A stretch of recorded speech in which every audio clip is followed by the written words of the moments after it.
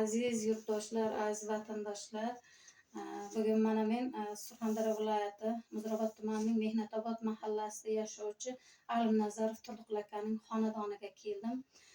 Bu yerda Turdiqul akaning qaynonalari 1934-yilda tug'ilgan, 91 yoshda qarshilagan momomiz Qashqadaryo viloyatining Dehqonobod tuman Bog'chorboq mahalla fuqarolar yig'iniga qarashli bo'lgan Bog'zag'on qishlog'ida yashovchi fuqaro Jumayeva Hadicha momoning oldilariga keldim.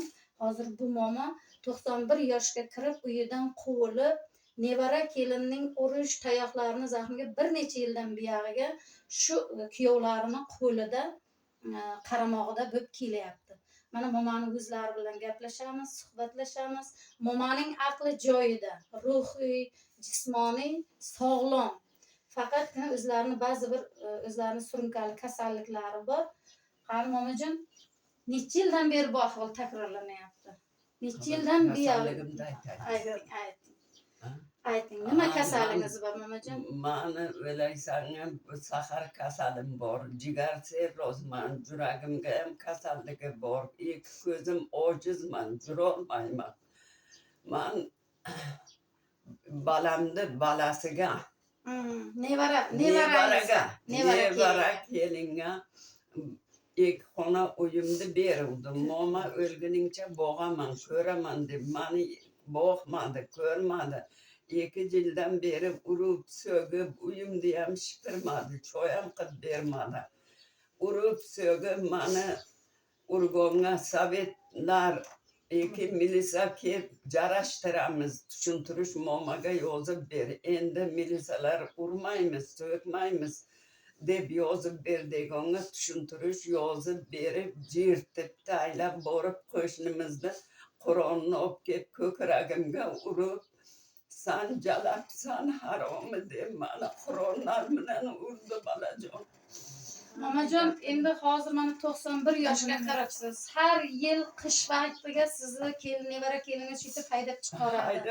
O'zingizning mol mulkingiz bormi shu yerga o'zingizga tegishli bo'lib? Toshim bor, tomim. Hozir maqsadingiz nima momojon? Shu sizga qaraydigan agar davlatimiz juda ham bir yaxshi podshomiz bor, Allohga shukr, mana Shavkat Miromonovich juda yaxshi qonun qarorlar chiqargan bizga.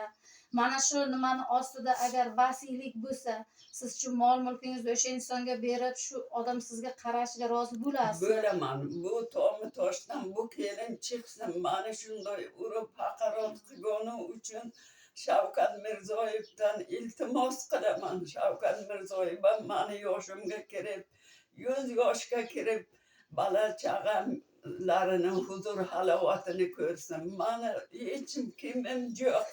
Nechta farzandingiz bor momojon? 5 ta qizim bor, bir o'g'lim bor. O'g'lingiz qaramayaptimi? Bir o'g'lim, qizlarim har yil olib kelib birga qaraydi. Keyin bir qizim aytdi, kenja qizim, akajon siz emgon sutni qoldig'ini bizlar emgon dedi. Bu yil o'tin chalmam yo'q, akajon, enam o'tinni ko'rpasini jeydi kompirada o'xtasini olib bo'lsin. Uyimizga yanvar, fevral joy bering. Bir kecha ham uning qonun aytdi, bir kecha dedi, enam uchun mani uyimga joy yo'q dedi. Qizimni so'gibsan, olib bor, ena kerak bo'lsa, bu borib tomiga jo'shsin, yaxlab o'lsin, erta ko'may. Mani pulim ketmasa qanday o'laman? Momojon, yig'lamang. Davlenangiz oshadi, safaringiz oshadi. Momojon, mana bu yerga Dehqonobod tuman sudi tomonidan ma'muriy jazo qo'llanish to'g'risiga chiqqan. Qizingiz bilan shu nevara keliningizni o'rtasida bo'lgan janjallar mutlaq noto'g'ri deb qabul qilinganmi? Endi bu narsaga ko'pam qonun ishiga tushunmaymiz. Qizingiz sizni tarafingizni olib sizga qarashi uchun gapirgani uchun nevara keliningiz urib, yana menga tan jarohati yetdi deb sudga berishgan. Sud oqibatida jarima, ma'muriy jarima qo'llanilgan. Momojon, hozir 91 yoshni qarshilabsiz. Maqsadingiz sizga kimdir qarashi kerak. Sizga kimgadir bir vasiylik kerak. Vasiylik mani tomimda bu kelindan man Shavkat Mirziyoyevdan iltimos qilaman.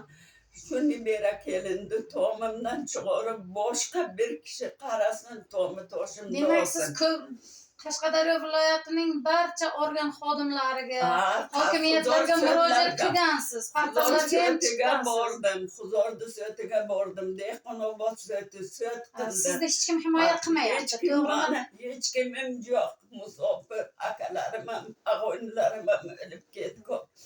Shu qizlar himoyaga qizlar qishiga olib kelib qaraydi, ikki ko'zim ko'r bo'lib qolganman. Jurolmayman.